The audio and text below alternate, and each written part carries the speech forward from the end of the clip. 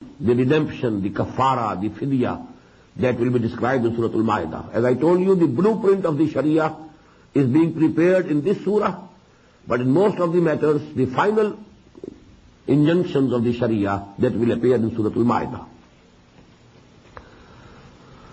لِلَّذِينَ يُولُونَ مِن نِسَائِهِمْ تَرَبُّصُ أَرْبَعَةِ أَشْهُرٍ.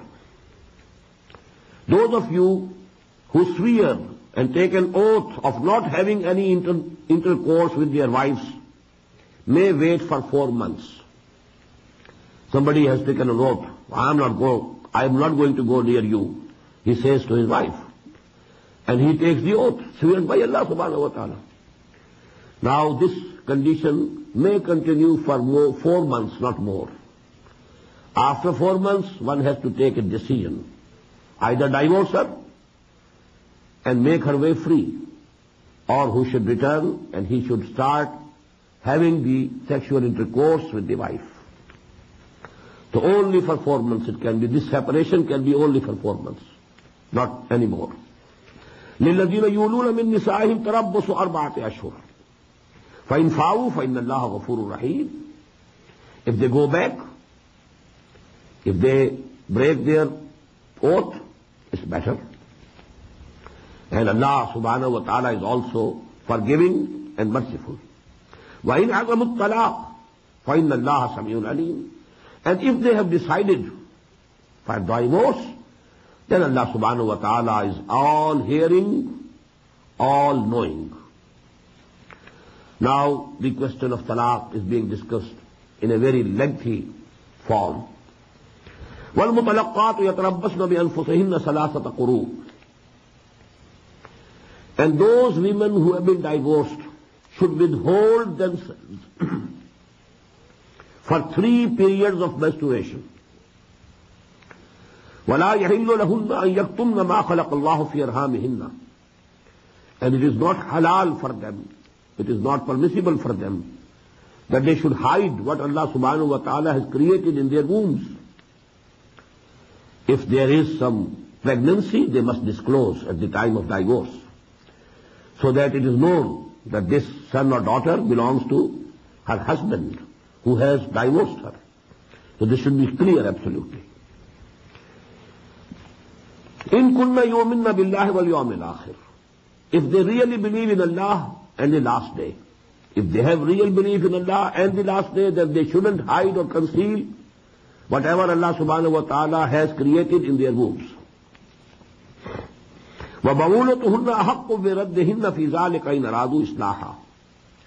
And their husbands have more right and authority to take them back during this period if they want to make things clear and better. If they want reconciliation.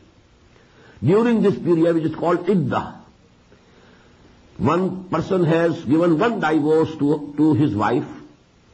Now that wife has to wait for 3 months, 3 periods. During this time, if the husband has decided to take her back, he can take her back. He has more authorized. The wife cannot refuse. He has the authority. أَحَقُّ بِرَدِّهِنَّ. He is more powerful. He has the right to take her back. فِي ذَلِكَ. During this period of their iddah, in aradu islaha, if they really desire reconciliation. وَلَهُنَّ مِثْلُ الَّذِي عَلَيْهِنَّ بِالْمَعْرُوفِ. Now these words have been translated in 2 ways. Lahunna, for them, that is the women. For the women also are rights, just as there are rights over them of the men. You know, this is a very tricky question. In this marriage, what are the rights of a woman, wife? What are the rights of husband, the man? Are they absolutely equal? This is the philosophy of the modern civilization. They are all absolutely equal. If the husband can divorce, wife can also divorce. Equal authority of divorcing has been given in this present civilization to men and women. In Islam it's not so. There's a difference. So actually this ayah has been translated, although by many, that the rights of women are absolutely equal to the rights of men. وَلَهُنَّ, and for them are the rights, مِثْلُ الَّذِي عَلَيْهِنَّ, absolutely like those which are on them for the husbands. The women have, the wives have right over the husband, just like those rights which the husbands have over the wives. This is one way of translating these words.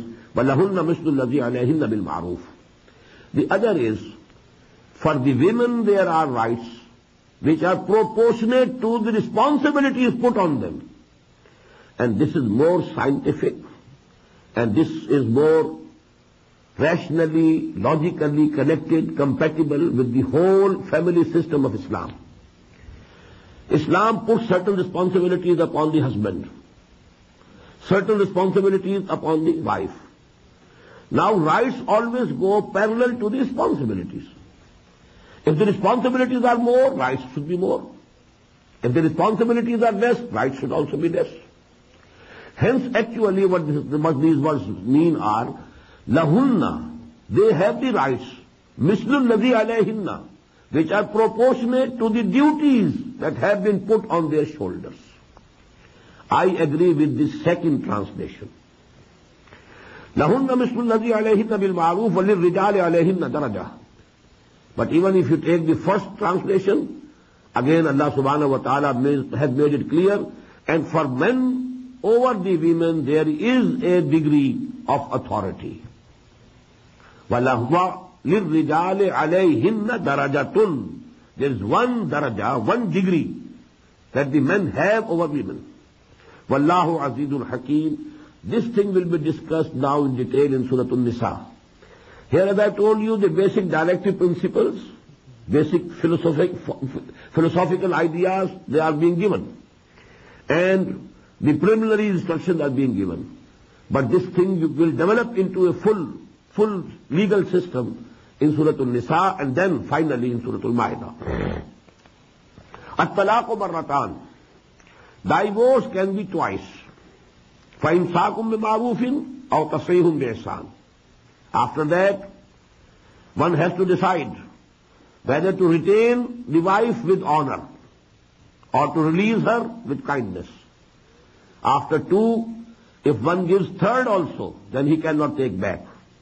That is talaq-e-mughallas. But up till that time that there are only two divorces, so there is a choice that he can retain the wife. If during the period of iddah, there is no need of another fresh nikah.